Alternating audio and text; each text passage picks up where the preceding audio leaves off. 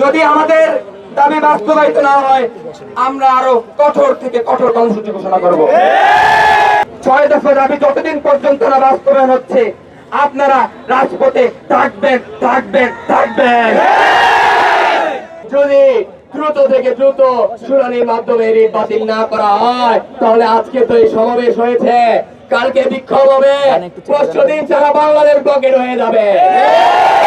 সারা বাংলাদেশের প্রতিটি জেলায় একযোগে বিভাগীয় জেলা সমাবেশ পালিত হচ্ছে।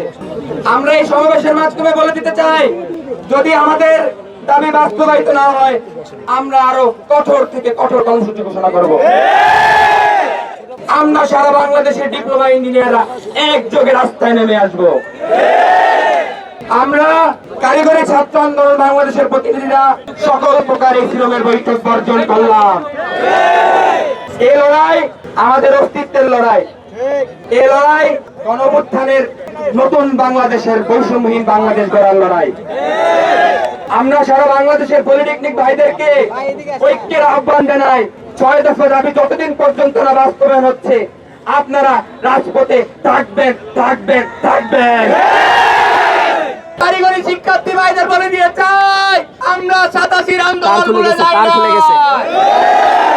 আমরা 13 আন্দোলন ভুলে যাই না, আমার ভাইরা যেভাবে রাজপথে রক্ত ঝরিয়েছে আমরা ভুলে যাই না।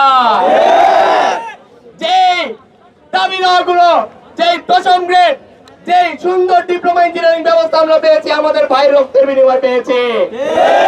বসুন্ধরা ডায়াপেন্ট এখন আরো উন্নত। এই hot air through top sheet দ্রুত শোষণ করে সোনামণিকে দেয় কোমল অনুভূতি। আমরা আমাদের ভাইয়ের রক্তের সাথে বেইমানি করতে পারি না, আমরা বেইমান না। সকল পলিটিক্যাল ভাইদের উদ্দেশ্যে বলছি আজকে আপনারা কেন্দ্রীয় নির্দেশনা অনুযায়ী কারিগরি ছাত্র আন্দোলন বাংলাদেশের কেন্দ্রীয় নির্দেশনা অনুযায়ী জেলা ভিত্তিক একযোগে সমাবেশ পালন করছেন। আপনারা সকল সমাবেশে ঐক্যের ডাক দিয়ে দেন। আমরা আমাদের সকল ডিপ্লোমা ইঞ্জিনিয়ার ভাইদের আমাদের পাশে চাই।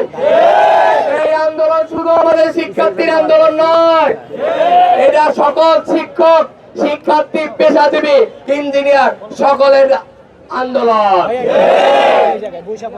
আমরা জানি আমাদের জুনিয়র ইন্সট্রাক্টর পদে পদোন্নতির জন্য ক্লাব ইন্সট্রাক্টরদের পক্ষে যে রিট গিয়েছে এই রিটকে ছাত্র সমাজ কালো রিট আখ্যা করছে। এই রিট অনতিবিলম্বে বাতিল করতে হবে।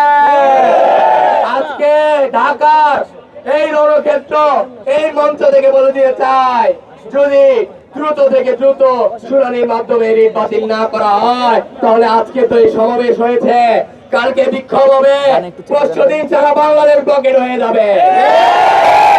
আমরা চাই সরকার আমাদের সহযোগিতা করুক। আমরা চাই এই অবৈধ মামলা দ্রুত বাতিল হয়ে যাক, এই অবৈধ রিট দ্রুত বাতিল হয়ে যাক। কোন সরকারি পলিটেকনিক সহ